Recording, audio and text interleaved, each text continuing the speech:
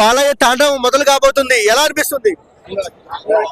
ఇది సినిమా కాదు బ్రో, వినిపిస్తుంది. ఇది సినిమా కాదు బ్రో, మన సనాతన ధర్మం గురించి చెప్తున్నారు బాలయ్య బాబు. ఎలా ఉంటుందంటే మామూలుగా ఉండదు. 5వ తేదీ రిలీజ్ కావాల్సింది కాలేదు, చాలా మంది ట్రోల్ చేశారు. ఇప్పుడు ట్రోలర్స్ కి ఏం చెప్తారు? 5వ తారీఖు ఆలస్యం అవ్వచ్చు కానీ రావటం అయితే పక్క. రేపు ఆగెల్లండి వస్తున్నారు కాబట్టి కన్ఫర్మ్ గా హిట్ అవుతుంది. బాలయ్య బాబు గారు లుక్ చూస్తుంటే ఎలా అనిపిస్తుంది?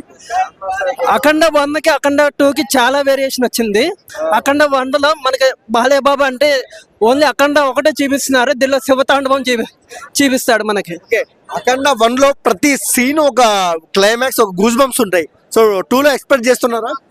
దానికన్నా అద్భుతంగా 2 times కాదు 10 times ఉంటుంది.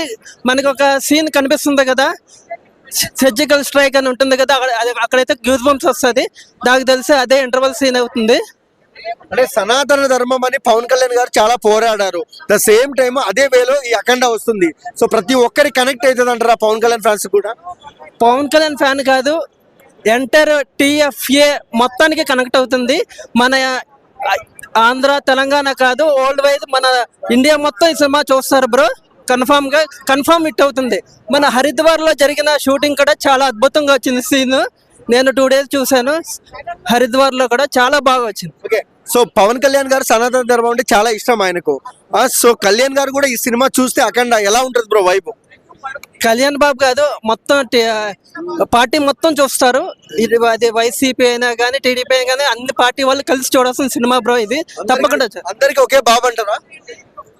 అర్థం కాలేదు బ్రో. బాలయ్య బాబు, బాబులకే బాబు బాలయ్య బాబు.